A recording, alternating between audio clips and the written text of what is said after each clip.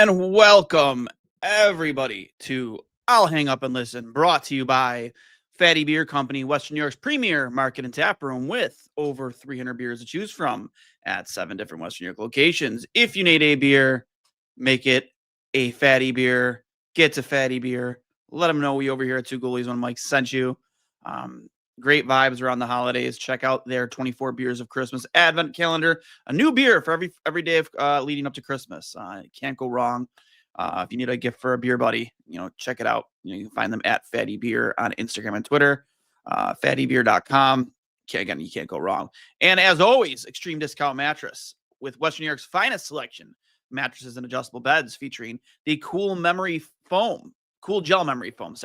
Two-sided mattresses, Tele latex, organic mattresses, Chatham & Wells, Scott Livin, and even the Skechers mattress, all for a third, a half to a half of the supposed sale prices anywhere. Stop into any of their 7 locations across Western New York and check out their website, which is extrememattress.com. That's Extreme with an X. If you're looking for even more savings, check out their closeout center at 1625 Walden Avenue in Cheektowaga with up to 80% off their already low prices. You can save a fortune on one-of-a-kinds, closeouts, and floor samples. You can even get a quality mattresses for literally pennies on the dollar. Extreme Discount Mattress. We sell mattresses for less, a lot less. And if you mention that you are a fan of Two Goalies, One Mike, you do get a free mattress protector with your purchase of a mattress. So make sure you know we sent you there.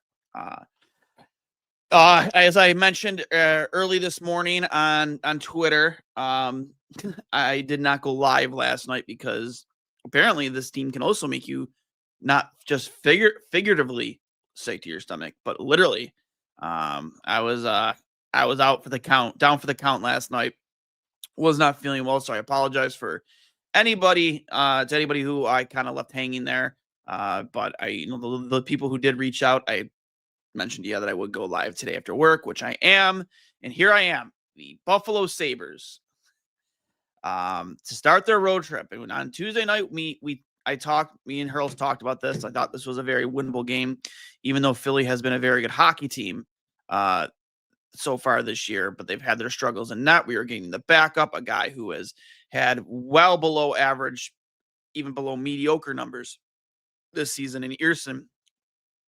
But the one thing about the Buffalo Sabres is they will absolutely find a way to make backup goalies look like Dominik Hasek.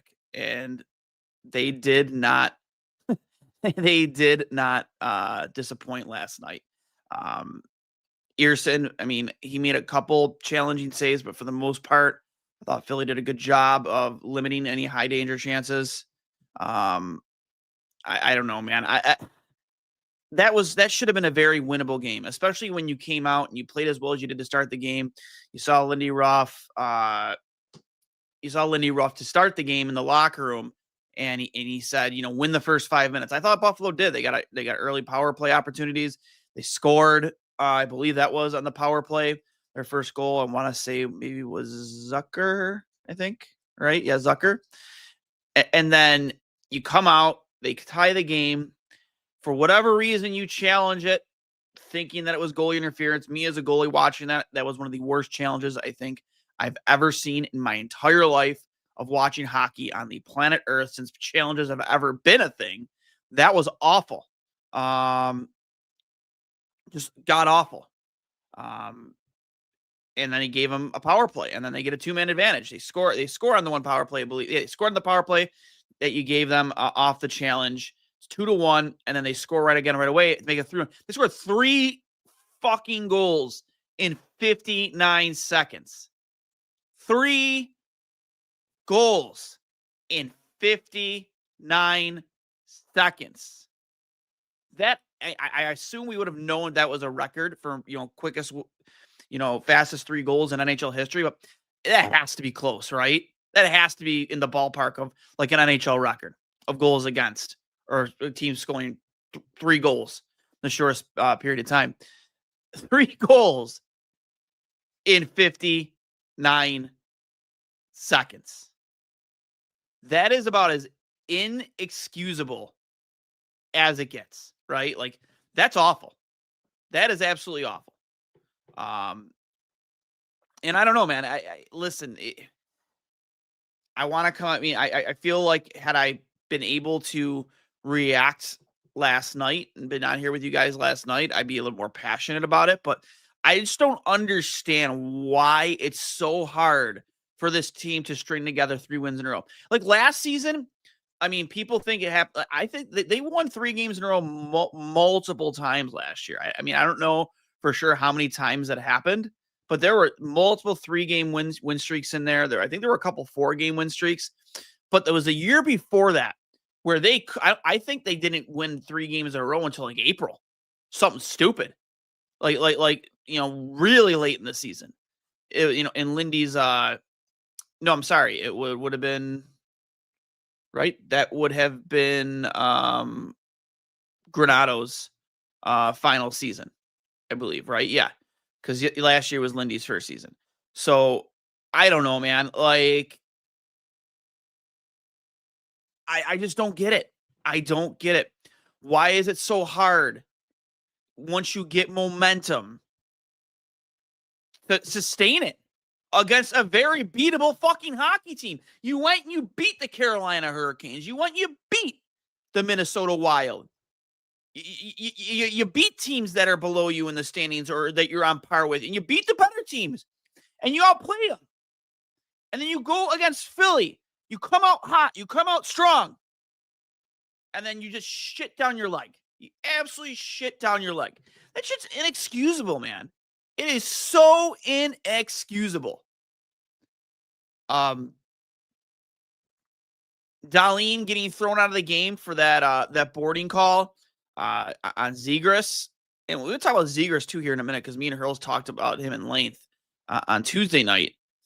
But that to me, yeah, okay, you can call it boarding, but that wasn't a game misconduct. And Paul Bissonnette in between periods, I thought he gave a pretty good breakdown of why. Yeah, the Sabres did make me feel sick, Brendan. I appreciate you. I think the refs, because you saw Josh Doon try and challenge Delorier a couple times, Hathaway, things were getting a little hairy. I think that was just the refs' way of diffusing the situation. I would be if we haven't heard anything yet about supplemental discipline from the league, I don't think it's coming. We would have heard about it by now, unless I missed something. That shouldn't have been a game misconduct. 5 minutes for boarding, sure, but that was not that was a reason they lost. That game was lost before that ever happened. But just I thought it was a little bit of a ref show last night too. They were calling every little ticky-tack play. And I wish you just let the guys play. Let them play. And they didn't. But again, as I see here in the comments, one of the worst challenges I think I've ever seen in my life was the one they challenged on the goalie interference. And I'm not going to put any blame absolutely at all on Colton Ellis. I mean, did he play good? No, he didn't play good. He didn't have a good game. It's hard to say any goalie who it's hard to say any goalie who lets in 5 goals, you can sit there and turn around and say, oh yeah, they had a good game. No, he didn't have a good game. I like this comment. I would trade like 5 assets for Quinn Hughes at this point, right? Like, listen, Michael, I was nailed to the cross by some people online for even suggesting a trade that included Owen Power, Jack Quinn, Consta Hellenius, and 2 first-round picks. Nailed to the cross. But just imagine the power play and what it would look like if you had Darlene and Quinn Hughes quarterbacking at the same time. They'd be unstoppable. Absolutely unstoppable. Yeah, I don't know, man. This 3 goalie rotation, it needs to fucking end. It needs to end. What are we doing? Why are we doing this again for the second time in 3 years? A 3 goalie rotation. Or is it, no, technically it's like the third time in 3 years. I mean, they did it last year with Reimer, UPL, and who was the third guy in the hole? There was a third guy, right? Devin Levi was in there. I thought there would have been, I could be forgetting. I don't know. All I know is UPL lost his job to James Reimer. And the year before that, it was UPL. It was UPL. Was that back with Eric Comrie? Yeah. And then UPL, Eric Cromery, and Craig Anderson with Devin Levi sprinkled in there. It doesn't work. It does not work, Kevin Adams. You need to figure this. There are teams out there that need a goalie. I mean, I know Vladar has looked good for Philly, but you're telling me Philly couldn't use a goalie with the way Earson? I mean, maybe we're the slump buster that turns his season around. But you're telling me St. Louis doesn't need a goalie? You're telling me Edmonton doesn't need a goalie? There's plenty of teams out there that need a goaltender in the worst kind of way. And you have one that's 3-1 in his last 4. And in my opinion, is probably your most expendable because of the money he makes. And I don't think personally he's happy. I know he wants to play more because of the opportunity to play for Finland in the Olympics. But it just drives me nuts because as a goalie, and I said this a couple times already, how do you prepare yourself to play when you're waiting and in practice you're splitting the backup reps, the backup goalie reps, you're splitting those with another goalie because there's 3 goalies on the ice. It's nearly impossible to stay in game shape for long stretches in between games when you're already splitting the backup reps. I mean, what are we doing here? Just trade somebody. If it's Colton Ellis, waive him, trade him, I don't know. If it's UPL, I'm sure there are. I mean, I was listening to on a Morning Cup of Hockey yesterday, or was it? No, I was listening on a Daily Face-Off with former Sabres goalie Carter Hutton, and I forget who else was on the show with him today, and he said, you have to imagine that UPL might be on a team like Edmonton's radar. Has to be, right? Like, how could you possibly go after not getting Connor McDavid locked up long-term? He's essentially giving you a deadline to get this right and win a cup, and you still don't have a goalie. Look, I would take what are they willing to give up? I don't think they give too much of a shit about draft picks right now. Maybe you can get a second-round pick out of them for it. Or a third and a rostered player. Or a prospect. I don't know. But how are we doing this again with 3 goaltenders? It's not good for goaltenders' mindsets. Physically, it just doesn't work. It does not work. I got some from Mike Andrews. Talk power to first.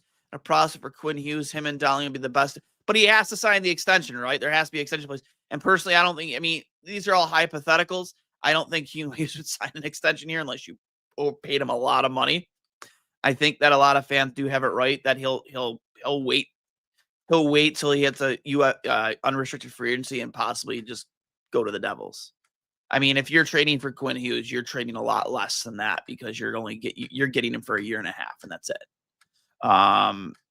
And hoping that maybe you can convince him in that year and a half to stick around. And then getting a haul for him at the next trade deadline if things aren't working out. Maybe Ryan Miller can get mixed into the road. He'll be here for his catwalk for charity and that throwback night honoring the 05-06 team. He'll be here. Strap on the pads, Billsy. Let's go. Let's get a 4 goal. Let's get saucy, right? Let's get hairy here. Let's bring back Millsy. He's only like 2 years removed from retirement. Screw it. He can still play. Again, right here from 360 dunk. The goalies need reps to maintain the night.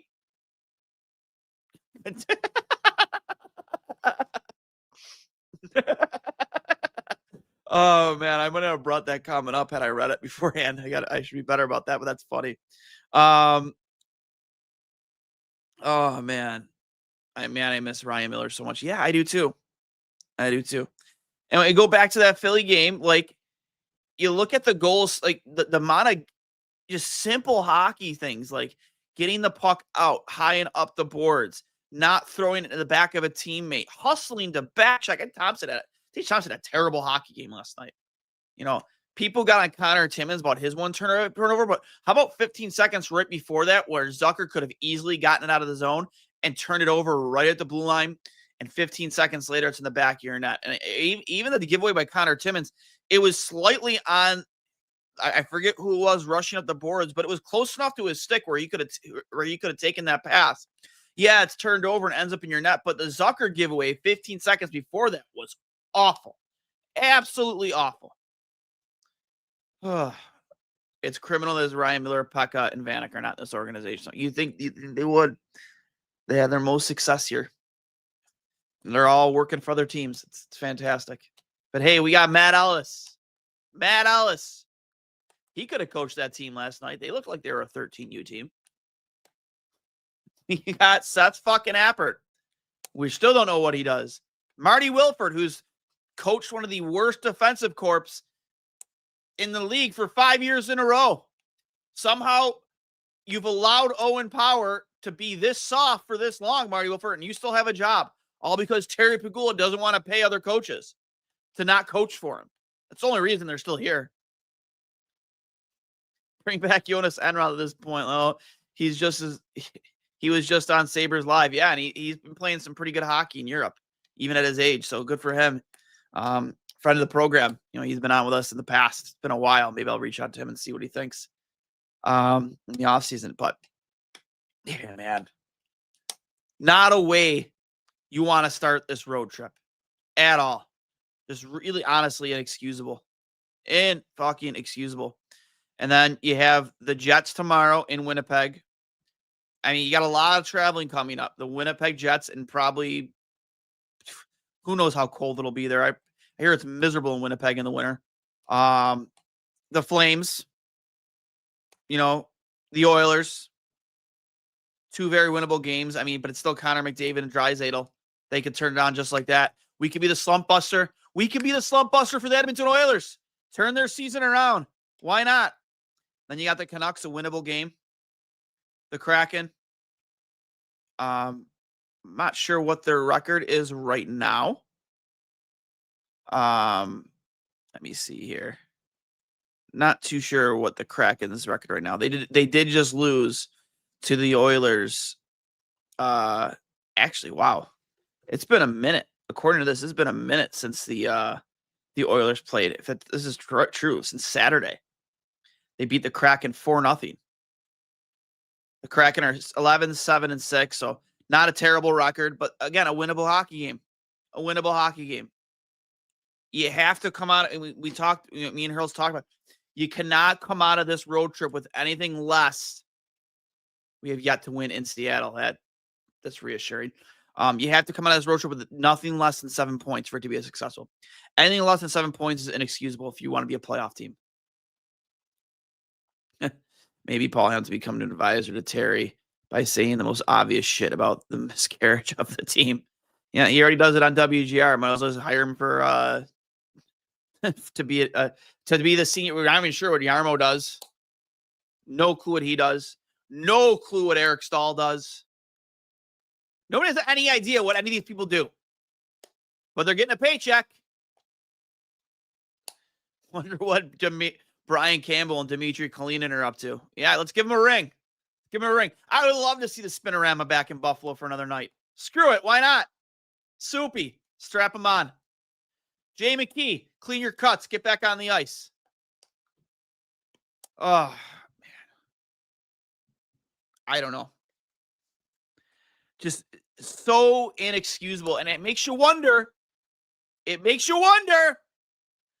Will Kevin Adams still be employed come New Year? Like maybe I'd be kind of shitty to fire him before Christmas, but come New the New Year, will Kevin Adams still be the general manager of the Buffalo Sabres? Probably. I don't see Kerry firing him. They're buddies. He loves him because he'll never say no to him. He'll never go against his word. I just. You look at those goals scored last night, and and again, Buffalo offensively, I mean, I didn't play a great game, but like you were good enough to beat that team. You just literally kept shooting yourself in the foot with the turnovers and the penalties. And your dipshit challenges from your coach. Oh, man, bring back Mazzaros. What's Sakara up to? Kevin Adams has to give the best head. Ugh, I got to stop bringing up these guys' comments. Oh, man. Oh, it's funny, though. He might. I don't know. Yeah. Getting embarrassed on national TV still isn't enough for Terry to fire Adams. Wonder if Maxim Afinogenov can teach them to skate with speed and Al Kotolik to help them hit the net. One of the best shootout guys in the history of the team. Him and who was the other guy? I can't remember his name. He was silky in the shootout. St. Louis Blue, maybe, or former St. Louis Blue. I can't remember his name. But yeah, I don't know, man. Just just have them play the 05-06 team.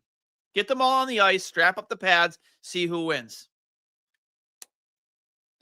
From Real Deal Primer, I think we're going to have a good road trip. I hope so. Because if you don't come out of this with at least minimum 7 points, I think the season's over. Because I think you're going to see the East and the pack start to separate fairly soon.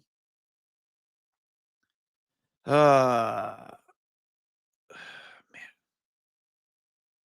I don't know. It's not good. It's just not good. And it hasn't been good enough. It has not been good enough. I just don't understand how this team just lacks so much consistency. Consistently. They are inconsistent consistently. It's hilarious. The power play is somehow still one of the biggest jokes in the league. How? When you have Rasmus Dahlin and Tage Thompson and Alex Tuck, Josh Norris, I just don't understand how you can't put together a coherent power play. Like, how much longer are we going to deal with this?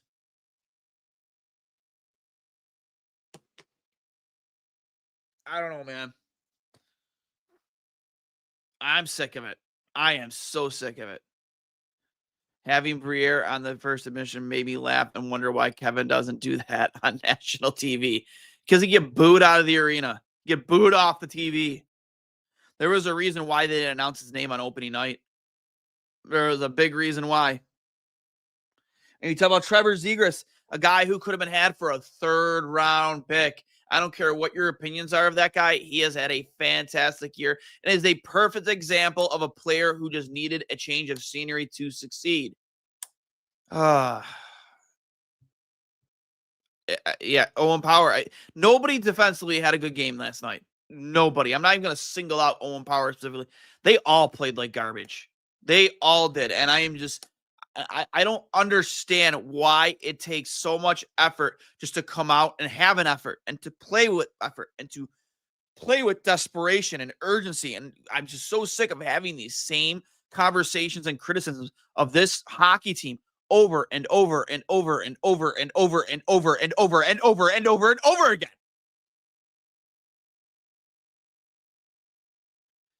You can't clear a puck on your own end. Even when you're not being pressured. You find ways to screw that up. Passing's atrocious. Nobody's moving on the power play. Still trying to set the same dipshit shot from Tage Thompson that hasn't worked all fucking year.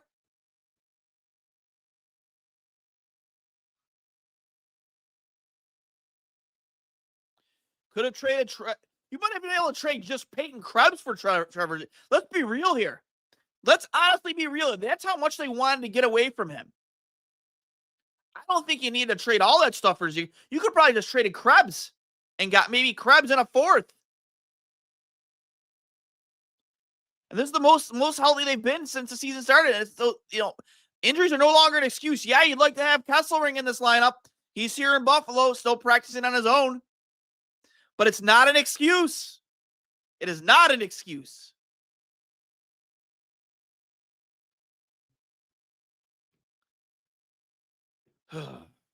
I'm just so close to just wanting to full-blown fire sale this hockey team. Be fun to start over again. Why not? Screw it. Start it all over again. Let's do it again. Let's go get Gavin McKenna. I mean, if they lose to Calgary again,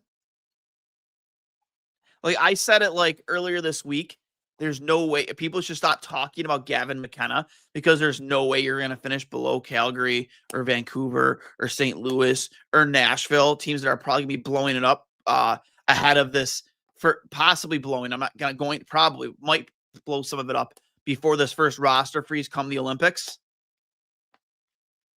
But man, we might.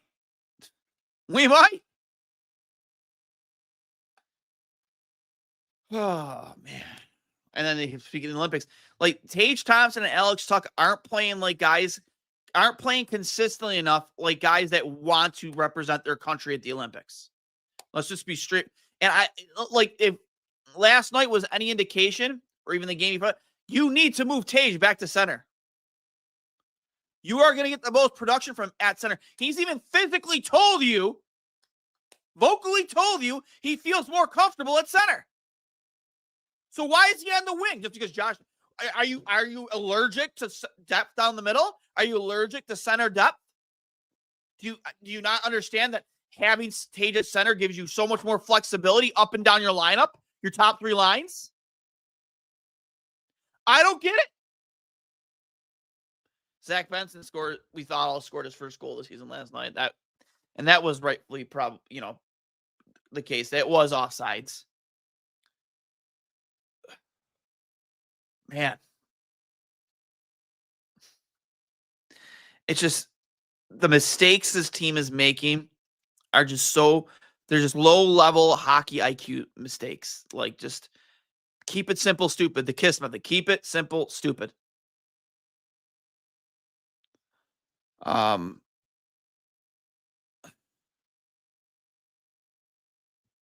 Drives me nuts. Like, even I think Samuelson probably even had his worst game of the season last year. We've done nothing but praise him since the start of the season. He had his worst game of the season last night. He made it 4-2. You thought maybe you were starting to, crawl your way back into this. I saw somebody, I forget who it was, tweet, this still feels like a game Buffalo could come back and win. And then you go up 4-2, and then right away you give that 3-goal lead back. Right away. You're not getting any consistency from your goaltenders. You're not getting any consistency from your forwards. Just the entire team just lacks consistency, lacks desperation, lacks urgency. And for a team that's tired of hearing about a 14-year playoff drought, you'd think they would play with a little more fucking urgency. Every night.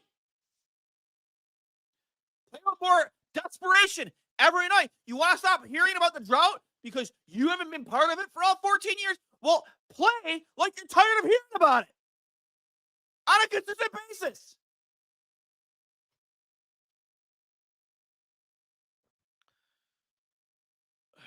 I'm going to kick it back to our sponsors here before I hit my final thoughts.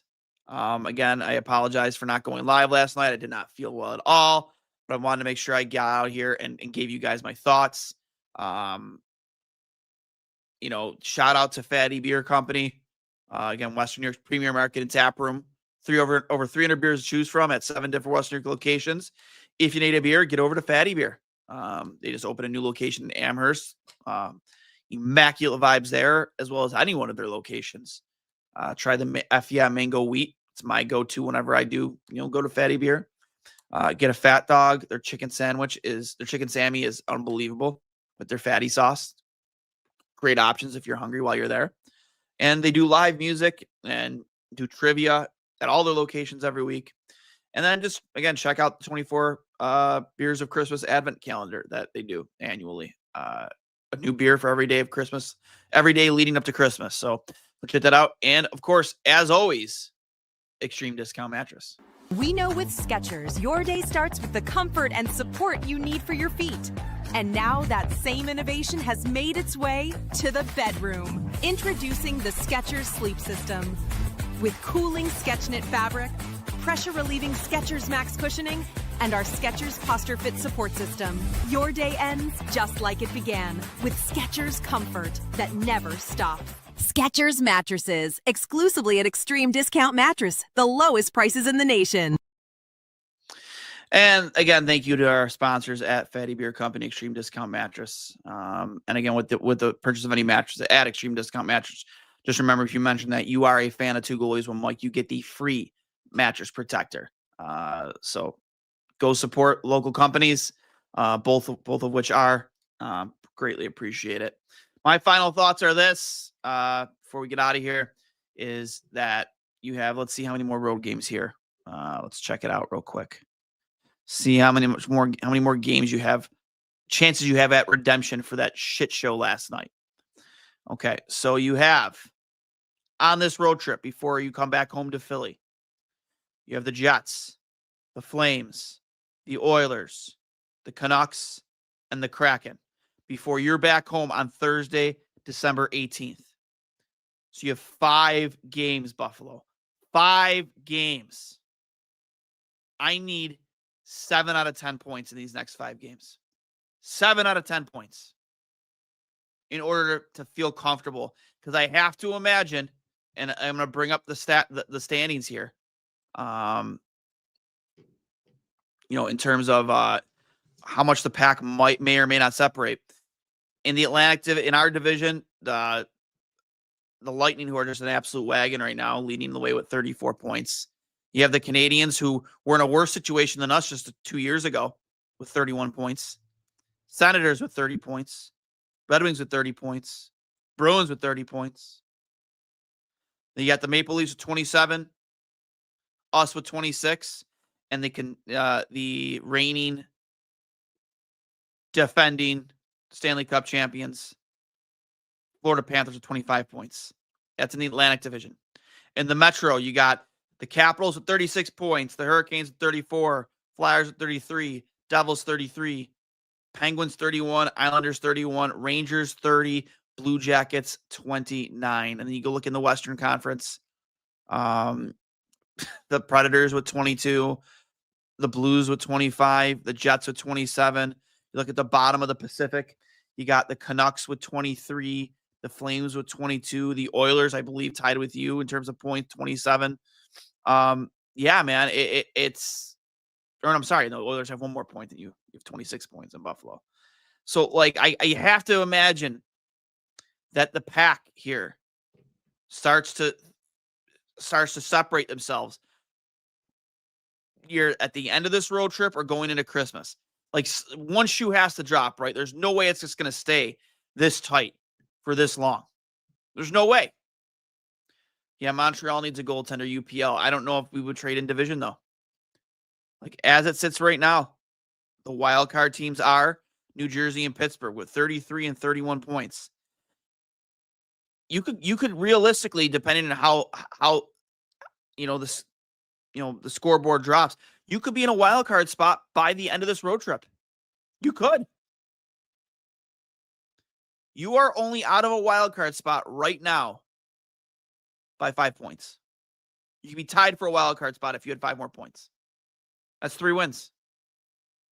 Or 2 wins and an overtime loss. You can't let the pack separate here without you stacking some wins to stay in this. It's been a long time since we've seen the Eastern Conference this tight, this far into the season. So, that being said, guys, I know Tage fan, I know you got in here a little late. We're just wrapping things up right now, but I appreciate all of you guys. So if you have enjoyed the show, please make sure that you subscribe. If you're watching on YouTube, hit the like button. If you're watching on YouTube right now, I need you all to hit the like button. Make sure you're subscribed. There's a little bell icon. Hit that so you know when we go live. If you're audio only, we're on Apple Podcasts, Spotify, pretty much wherever you get your podcasts. If you're listening or watching and listening on Twitter or Facebook, whatever, you can find us at Two Goalies One Mike. You can find me at Duane S39, from my co-host at SeaHeroes13. Please make sure you're following along. I appreciate all of you. Justin Brown, I would be, because I feel like he has local ties too. You would need 3 wins and every other team in the division to lose 3 times. I mean, I'd say that's impossible, but I mean, look how the way things have kind of gone this season. The wild card spot requires Sabres to win 3 in a row, so we know that ain't happening. It doesn't look like so far this season. So, but thanks again, guys. I'm gonna talk to you later. Enjoy the rest of your night, and as always, go Sabres.